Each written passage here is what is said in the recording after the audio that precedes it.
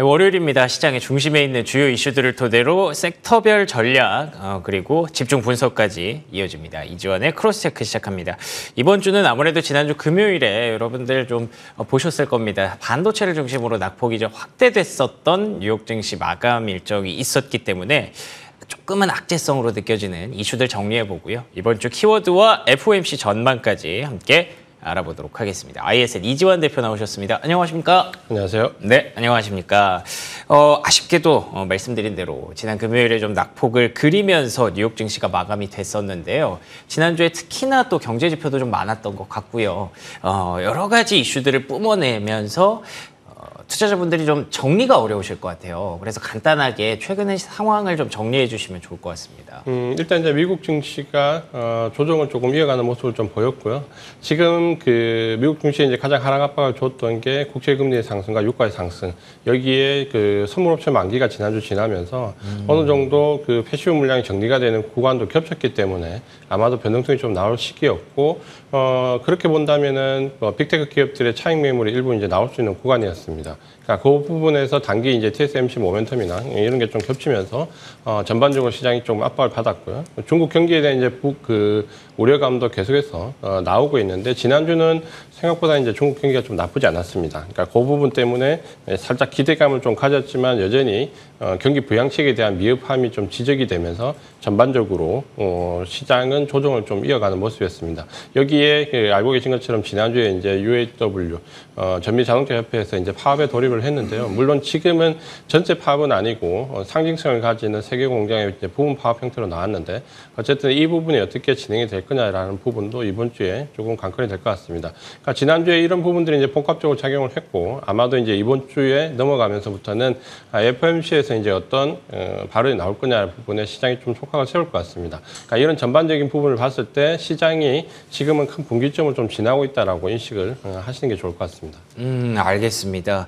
정말 이슈가 많아요. 말씀해 주신 대로 뭐 파업 이슈도 있었고요. 중국의 지표도 좋게 나왔는데 이걸 또 시장이 어떻게 해석하고 어떻게 받아들이느냐도 좀 궁금한 부분이고요. 그리고 계속 인플레이션 얘기를 할 수밖에 없는 게 국제유가의 상승세 계속 이어지고 있습니다. 이런 부분들 오늘 싹 정리를 해주신다고 하니까 끝까지 기대해 주시기 바라고요. 그러면 첫 번째로 말씀해 주신 그 자동차 파업 얘기 한번 해보도록 하겠습니다. 사상 최초라고 들었어요. 포드, GM, 스텔란티스가 같이 파업에 들어가는 건 최초라고 들었는데, 오히려 우리가 좀 걱정하고 알고 있어서 그랬는지 금요일에는 주가가 좀 오르더라고요. 어떻게 보셨어요? 일단 이제 14일부터 그 GAW에서 이제 상징적인 이제 파업을 좀 들어갔고요. 그 미국은 이제 자동차 노조가 크게 보면 세 개가 있는데, 이 GAW에 포드나 GM 그리고 알고 계시는 크라이슬러가 포함되어 있습니다. 그래서 여기 빅3 기업이 포함되어 있기 때문에 여기가 파급 효과가 가장 큰데, 사실 그 14일부터 파업에 들어갔고 다행스러운 부분은 토요일부터 다시 협상이 재개가 됐습니다. 그래서 협상이 지금 이제 주말 동안 계속 재개가 되고 있는데, 사실 이 개입이 상당히 큽니다. 그 GAW 노조에서는 4년 동안 40% 가까운 임금 인상을 요구했고, 뭐 포드는 뭐 10%대, 뭐 GM이나 크라이슬러는 20%대를 제시하면서 사실 갭이 상당히 크게 벌어졌고, 또 한 가지는 이번에 이 자동차 노조 파업에서 2차 전지 공장을 포함해서 협력 공장까지 전부 처우 개선을 요구하는 전방위적으로 압박을 가는 모습을 보였기 때문에 협상이 사실 좀 쉽지 않습니다. 원래 이 협력 공장 합자 형태로 들어오는 협력 공장은 단체 협상에서 제외됩니다. 근데 이 부분까지 같이 이제 거론을 한다는 것은 그동안 어떻게 보면 팬데믹 이후에 상당히 억압되어 있던 노동운동이 지금 이제 그 자동차 업황의 화랑과 함께 불을 좀 지폈다. 이렇게 봐야 되고요. 아마 그 협상안이 쉽지는 않겠지만 바이든 대통령도 구두로 개입 의사를 좀 밝혔고, 이 부분에서 이제 타이완을 좀 압박을 하고 있기 때문에 어느 정도 그 절충안은 좀 제시될 것 같지만, 크게 보면 최근에는 이 AI와 관련되어 있는 부분 파업도 상당히 많이 벌어지고 있기 때문에 지금 현재 노동 현장과 관련된 부분은 계속해서 촉각을 좀 세워야 되는 시기다 이렇게 말씀을 드리겠습니다. 알겠습니다. 이게 그냥 얼핏 보면 정말 자동차 업종 단순한 업종의 이슈일 수도 있겠지만 우리가 가만히 생각해 보면 지금까지 인플레이션 얘기를 할 수밖에 없는 게 코로나 터지고 공급이 딱 멈추면서 그때부터 꼬이기 시작해서 이렇게 된 거잖아요. 그렇기 때문에 이것 또한 어떠한 그 인플레이션 우려를 더할 수 있을지 현재 시점에서는 예측하기 어려운 그런 재료입니다. 사상 최초라고 하니까 일단은 여러 가지 가능성 열어두시고 한번 조금 더 기다려 보도록 하죠. 자, 그리고 두 번째로는 반도체 얘기 안 할 수가 없습니다. 지난주에 ARM이 성공적으로 데뷔하면서 사실 굉장히 긍정적인 분위기로 이어졌었는데 주말 사이에 TSMC 얘기가 전해지면서 또 반도체 지수가 3% 급락했더라고요. 어떻게 보셨나요? 지금 이제 TSMC가 미국에 진출해 있는 공장 건설 공정과 관련해서 상당히 이제 더딘 부분이 이게 이제 의도적이냐 아니면 공정상의 뭐 자재 소급 문제냐를 놓고 사실 감론을박이 상당히 많았습니다. 그렇군요. 그러니까 이런 부분들을 뭐 지금 현재 쉽게 파악을 하기는 어렵지만 어쨌든 지금 현재 반도체 수급상의 문제에 하나의 돌출부가 좀 되었다라는 것은 일단 악재로 받아들여집니다. 다만 이게 뭐 지금 단기적인 어떤 부분들이 크게 공급상의 문제로 지금 바로 이어질 거냐라는 부분은 사실 그렇게 좀 보기는 어렵고요. 어떻게 보면 지난주가 미국 그 선물옵션 동치 만기 날 일종의 그 시장에 대한 영향력을 볼 수 있는 그냥 모멘텀 정도로 생각을 좀 하셔도 될 것 같습니다.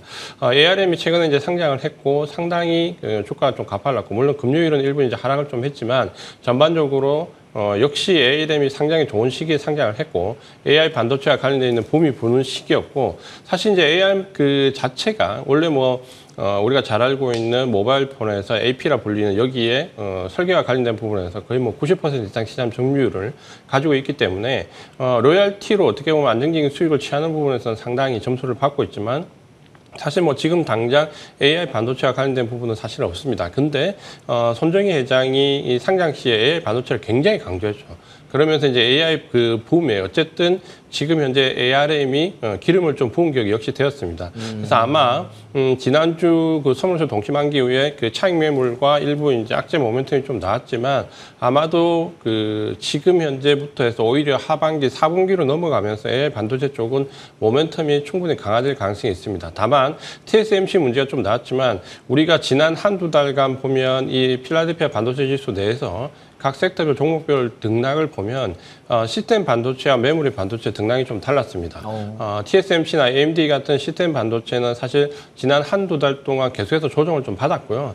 반면에 메모리 반도체 쪽에 마이크론 테크놀로지는 역으로 계속해서 상승하는 모습을 좀 보였습니다. 그러네요. 그러니까 이 두 섹터의 차이는 결국은 이제 메모리 반도체 쪽에서 D램과 특히 낸드 플래시가 지난주에 강하게 가격 상승 요인이 좀 나왔는데 이 부분이 아마도 메모리 반도체 전반적으로 D램과 낸드 플래시 가격의 반전과 AI 반도체 수요에 대한 기대감이 맞물리면서 당분간은 메모리 반도체 쪽은 아마도 등락이 좀 좋을 수 있고 시스템 반도체는 조정을 받는 가운데 TSMC 부분까지 겹쳐지면서 조정폭이 조금 이어질 수 있습니다.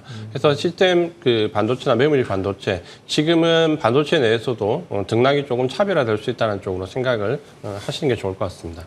알겠습니다. 사실 지금까지는 계속 메모리의 부진을 HBM이라든지 AI 향이 좀 상쇄시켜주는 그런 분위기가 있었는데 최근 들어서는 낸드 가격과 D램 가격에 조금씩 반전이 일어나고 있는 듯합니다. 그래서 마이크론이라든지 최근에 또 인텔이 강했죠. 이런 종목들 떠올려 보시면 엔비디아가 좀 조정받는 과정에서 오히려 반도체 안에서는 분명히 계속 기회도 분명히 찾을 수 있을 것이다라는 결론이 좀 가능할 것 같네요. 자, 그러면 이어서 유가 얘기 또 안 할 수가 없습니다. 국제유가 100달러 선이 정말 목전에 다가온 것 같은데 정유주 지금이라도 좀 봐야 될까요? 어떻게 보십니까? 일단 이제 유가가 뭐 쉽게 꺾일 위치는 아니기 때문에 정유주는 아마 계속해서 연말까지는 주가 모멘텀이 형성될 가능성이 좀 있습니다. 다만 이제 지금 현재 유가의 급등이 사우디의 감산 정책이 9월부터 12월까지로 연장되었다라는 부분이고 여기에 오페크 플러스 전체가 하답하면서 러시아를 비롯해서 감사는 12월까지 연장하겠다. 여기가 이제 공급에 대한 문제였고요. 또 한 가지는 최근에 유가와 관련되어서 투기적 거래가 상당히 많았습니다. 투기적 거래 비율이 상당히 급등했는데 이게 지난주에 선물옵션 만기를 지나면서 투기적 거래의 감소 여부가 아마 단기적으로는 유가에 상당히 영향을 좀 줄 수 있을 것 같고요. 그러면 이번 주부터 새로운 선물 옵션의 투기적 거래가 어느 정도의 형성 범위를 형성하는지 그걸 체크하는 게 단기적으로는 좀 중요할 것 같습니다. 그리고 그 사우디의 감산의 여부는 이게 오페크 플러스에서 협의가 된 부분이 아니라 서로 협의가 안 된 상황에서 자발적 감소였는데 결국 이 자발적 감소는 사실 시간을 연장을 하더라도 언제든지 철회될 수 있습니다.